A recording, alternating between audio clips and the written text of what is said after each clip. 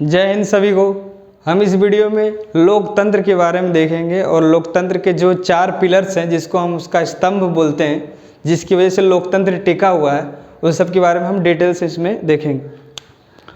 लोकतंत्र को बोलते हैं इंग्लिश में डेमोक्रेसी। डेमोक्रेसी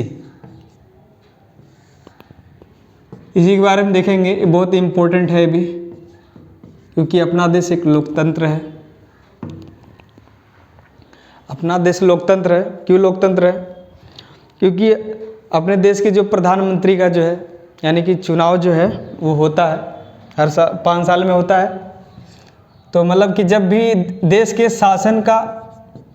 शासन के प्रमुख का जब चुनाव होता है, मतलब कि वो लोकतंत्र वाला देश है, ऐसा समझ लीजिए आप लोग, ठीक है। जब भी शासन के प्रमुख का जब भी चुनाव हो तो उस देश को लोकतंत्र वाला देश कहते हैं। और जब अपने देश का प्रथम व्यक्ति किसे कहते हैं? राष्ट्रपति को। यानी कि जब भी प्रथम व्यक्ति यानी कि जब देश के प्रमुख का जब चुनाव होता है तब उसे गणराज्य वाला देश कहते हैं। गणराज्य यानी रिपब्लिक, ठीक है। तो अपना देश रिपब्लिक भी है और डेमोक्रेसी भी है।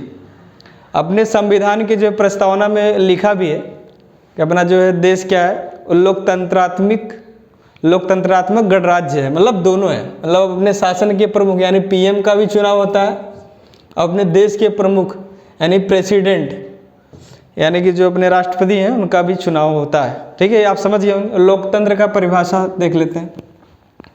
अब्राहम लिंकन को आप लोग जानते होंगे। अब्राहम लिंकन ने इसको बहुत आसानी से बयान किया है कि क्या है ये डेमोक्रेसी। ऐसा कि जनता की सरकार है और जनता के लिए ही है और जनता द्वारा ही चलाई जाएगी। मतलब हमारी सरकार है और हमारे लिए ही है और हमारे द्वारा ही चलाई जाएगी। इसी को लोकतंत्र कहते हैं। यानी इंग्लिश में अगर बोलना रहेगा तो ऑफ पीपल, मतलब कि जनता की सरकार है। फॉर पीपल, मतलब जनता के लिए है। और बाय पीपल, मतलब जनता के द्वारा ही चलाया जाएगी। Of people, for people, by people. जनता की सरकार है, जनता के लिए और जनता के लिए ही चलाई जाएगी, ठीक है। अब इसके देखते हैं 4 स्तंभ कौन कौन से हैं अपने लोकतंत्र का। 4 स्तंभ है।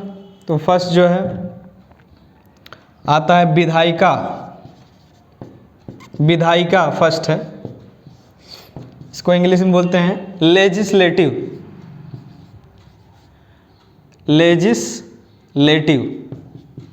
लेजिस्लेचर भी बोलते हैं, लेजिस्लेटिव भी बोलते हैं। दूसरा जो है आता है कार्यपालिका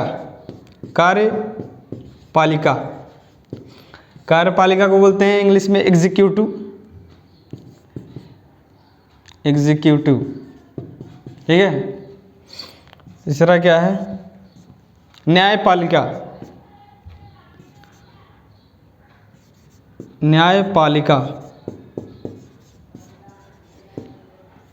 मतलब जुडिशरी,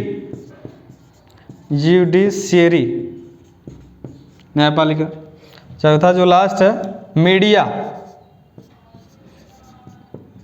प्रेस तो जानते हैं, प्रेस वाले, मीडिया वाले, इसको बोलते हैं पत्रकारिता। इसके बारे में एक डिटेल्स में देखेंगे।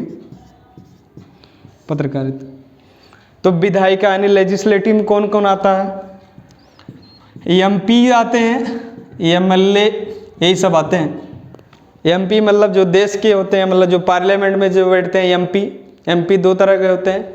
एक उसमें राज्यसभा आता है, राज्यसभा का मेंबर, और लोकसभा का मेंबर, दोनों ही एमएलए कहलाते हैं। फर्क इतना है कि ये अपना जो राज्यसभा के जो मेंबर है उनका 6 साल का कार्यकाल होता है। एक वीडियो में बनाया भी था। और जो लोकसभा के जो एमपी हैं उनका 5 साल कार्यकाल रहता है, ठीक है। और एमएलए जो है हर राज्य के होते हैं। हर राज्य का एक विधानमंडल होता है। जैसे कि देश का क्या एक ही होता है पार्लियामेंट, ठीक है, केंद्र सरकार का, लेकिन जो है विधानमंडल हर राज्य में होता है, जिसमें विधायक एमएलए चुने जाते हैं, ठीक है। एमएलए चुने जाते हैं। तो ये लोग मिलके कानून बनाते हैं। उनका काम सिर्फ कानून बना देना, ठीक है, लागू करना इनका काम नहीं। इनका काम सिर्फ, विधायक लोग का क्या होता है, विधायिका यानी कि MP MLA का काम क्या होता है, सिर्फ कानून बनाना, ठीक है। लागू करवाना तो कार्यपालिका करता है, एग्जीक्यूटिव। कार्यपालिका में कौन कौन आता है? कार्यपालिका भी दो तरह का होता है, एक स्थायी और एक अस्थायी। तो देख लेते हैं अस्थायी क्या होता है। अस्थायी में आते हैं, मतलब अस्थायी मतलब जो परमानेंट नहीं है, मतलब कभी भी उनकी छुट्टी हो सकती है। तो कौन आता है? PM, प्रधानमंत्री। कार्यपालिका में आता है, मतलब 5 साल भाई इनका कोई फिक्स नहीं हो सकता है भाई, 5 साल के पहले चले जाए। मान लो अगर गठबंधन से अगर सरकार चल रही है और कोई समर्थन खींच लिया तो उनकी सरकार गई, मतलब अस्थायी है। PM हो गए, कृषि मंत्री हो गए, ये सब जो है मतलब मंत्री जो है, मतलब मंत्री परिषद में जो भी हैं, जो भी मंत्री हैं वो अस्थायी हैं, मतलब हर मंत्री नहीं है।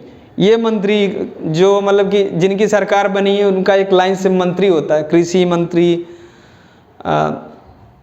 हर मंत्री, ट्रेन मंत्री, रोड मंत्री, ठीक है, यही सब, वही सब मंत्री परिषद में जो होते हैं वो सब क्या है? अस्थायी है, मतलब फिक्स नहीं है।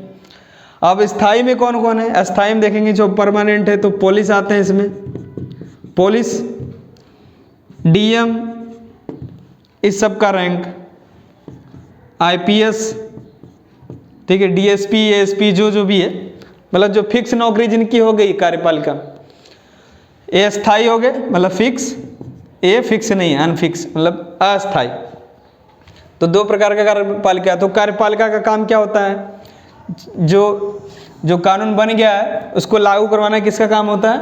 PM, मंत्री परिषद, पुलिस, DM, जो भी मतलब अधिकारी आते हैं वो सब जो है लागू करवाने का काम इनका होता है। और जब मालूम है कोई कानून जब नहीं मानता है, लागू करवाने के बावजूद भी जब उस कानून का कोई भी उल्लंघन जब करता है, नहीं मानता है, तो सजा कौन देता है भाई? न्यायपालिका, जुडिशरी।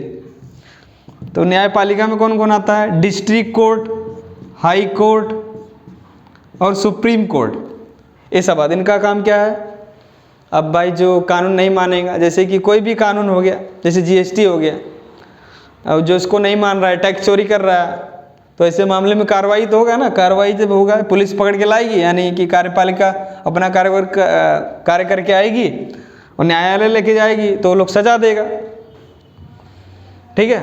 तो आप जान गए न्यायपालिका का काम क्या है। अब मीडिया का देखते हैं। मीडिया मतलब पत्रकारिता। ये जो मीडिया का बहुत अहम रोल होता है, ये क्या करता है? अगर विधायक अच्छे से काम नहीं कर रहा है, कार्यपालिका अपना काम नहीं कर पा रही है अच्छे से, न्यायपालिका अगर ठीक से काम नहीं कर पा रही, मतलब जो भी भ्रष्ट जो भी होता है वो सबको दिखाना, समाज में सभी को दिखाना, ये मीडिया का काम है, पत्रकारिता। और ये पत्रकारिता किस तरह से होती है? न्यूज़पेपर के माध्यम से, न्यूज़पेपर, TV चैनल के माध्यम से, बहुत सारा न्यूज़ चैनल, बहुत सारा, रिपब्लिक भारत है, आज तक है, स्टार न्यूज़, पता नहीं क्या क्या, हजारों, न जाने कितना न्यूज़ चैनल आ गया अब तो, बहुत सारा पेपर वगैरह होगा। इनका काम क्या होता है? जो भी समाज में बुराइयां हैं, सामाजिक जो भी है, जो भी घटना है, वो सब दिखाना जनता को कि भाई जागरूक रहें, आवाज़ उठाएं। क्योंकि अगर लोकतंत्र वाला देश है तो कोई क्यों गुलामी सहेगा, आज़ाद है भाई। तो मीडिया का यही काम है कि जो भी भ्रष्ट होता है तीनों चीज़ में, वो सबको दिखाना किसका काम है? मीडिया का काम है। तो आप लोग समझ गए होंगे। ये 4 पिलर्स हैं, यानी इसको बोलते हैं 4 पिलर्स ऑफ डेमोक्रेसी, मतलब 4 स्तंभ है लोकतंत्र के। मतलब ये 4, जैसे गाड़ी का जो 4 पहिया होता है, एक पहिया निकाल दिया जाए तो कैसे चलेगा, आप सोच लीजिए। मतलब देश को चलाने के लिए ये 4 पिलर का रहना बहुत ज़रूरी है। पहले तो मीडिया नहीं था, 3 पे ही चलता था। मीडिया जो धीरे धीरे बहुत विकास किया है अभी।